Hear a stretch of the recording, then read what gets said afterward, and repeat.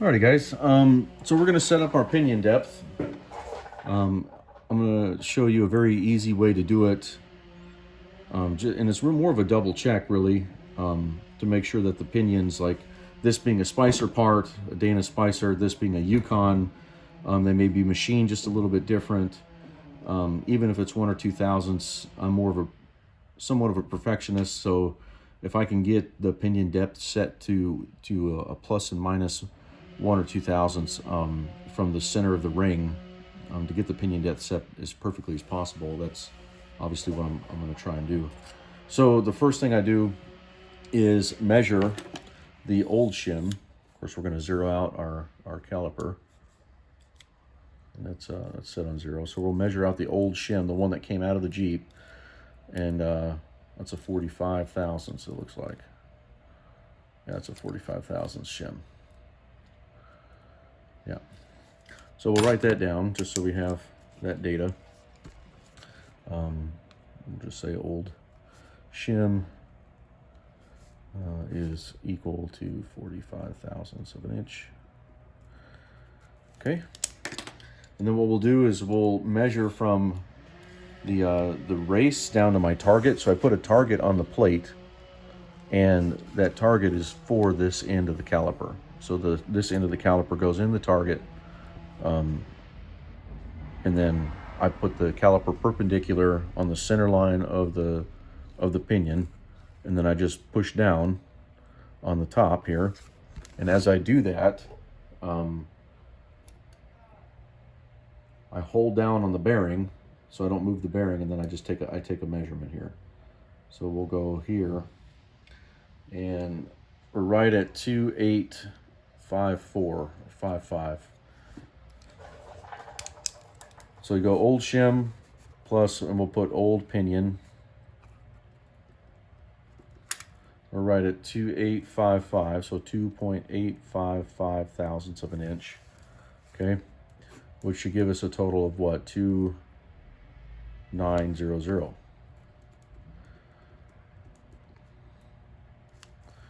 Yeah, 2900. So we should have 2.9 right on the money if I put that shim on there and we measure to the target. So let's see what we get here.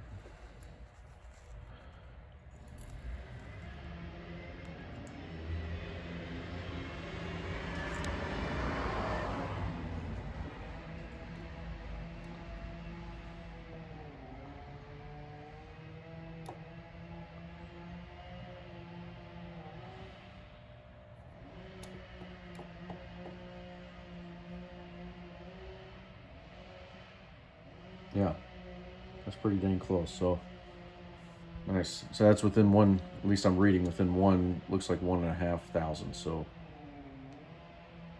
10 thousandths. So we're going to use the 2900 as our mark. So if we swap these out, put this, line this dot up with the center line of the pinion going this way, and then we'll take a measurement here. We'll get it perpendicular, and we'll get it next to each other here. And push down on the bearing so it doesn't move on you.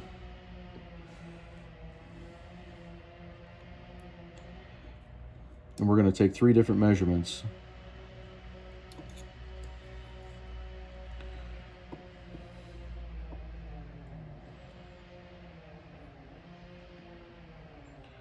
So it looks to be 2865. Yeah, 2865. So the new pinion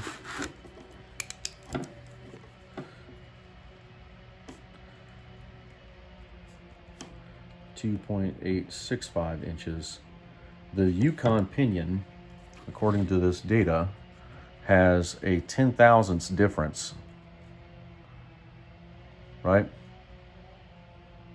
So instead of 45 thousandths, we would need to put 35 thousandths of shim on the new pinion to give us the same pinion depth as the old one. And this is all making an assumption that the factory had it set up right. And usually you can look at the original ring, look at the pinion, and tell if you know, if the pattern was right, or if it was okay. And this one looked great. So I have no reason to suspect that this 2900 number is not gonna be okay. And then I can adjust it from there. Since we're 10 thousandths difference between the two pinions, I got to take 10 thousandths off the shim. So the new shim is going to be 35 thousandths.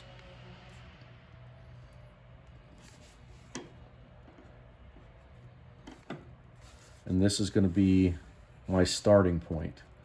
Now, once we get everything together, we'll run a pattern and we'll see how far off it is. If it's off by anywhere from 0 to 5 thousandths, I'll leave it. If it's anything greater than 5 thousandths, then that's worth fixing. And it's all about longevity. It's all about letting these gears last, 100,000, 200,000 miles. It's to help them survive the wheeling, the abuse of wheeling, giving them the best chance to survive. And if we can get it below 5 thousandths of an inch from the center, when I measure this later, when we run a pattern, and we can see where in the gear tooth this pattern is centralized. I mean, you're talking 5 thousandths of an inch, plus or minus. You're only talking about a 10 thousandths difference between the center, and that's pretty precise.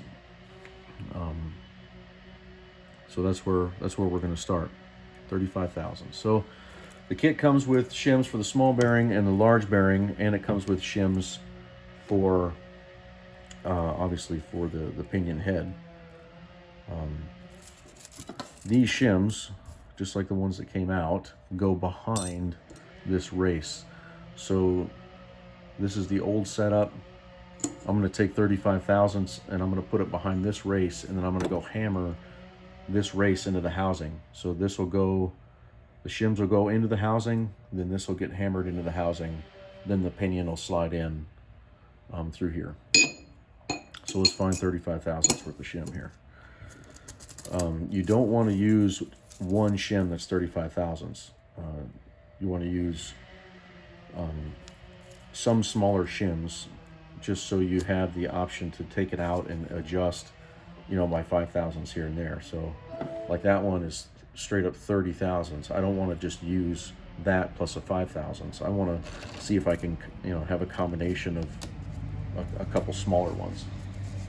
It gives me the ability to make adjustments. So there's another 30. What is this one? That's a 3. These things are razor blades too. Be careful, it will cut you open with a quickness. So there's a 10, so we'll use a 10. And we'll use another 10. Whoops, I'm sorry, 10.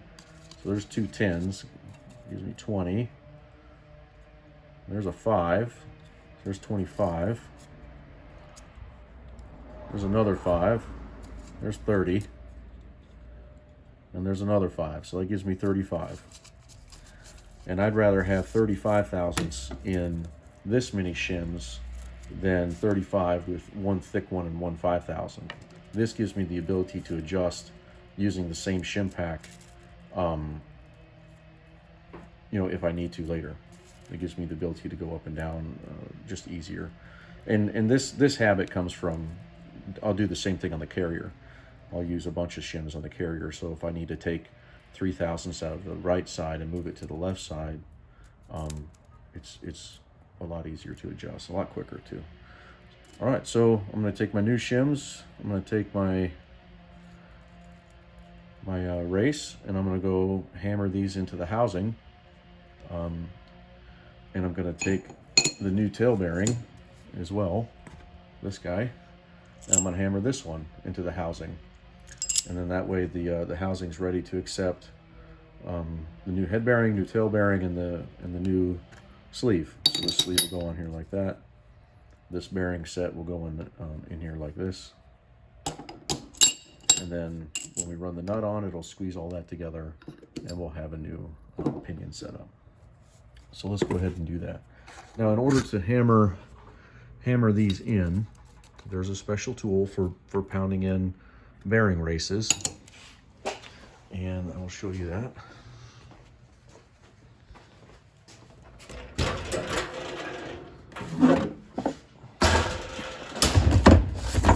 They're very easy to use. They're very simple. They're just a tapered chunk of aluminum. And they're different diameters based on the bearing that you're pressing. So we'll go get our pinion head race.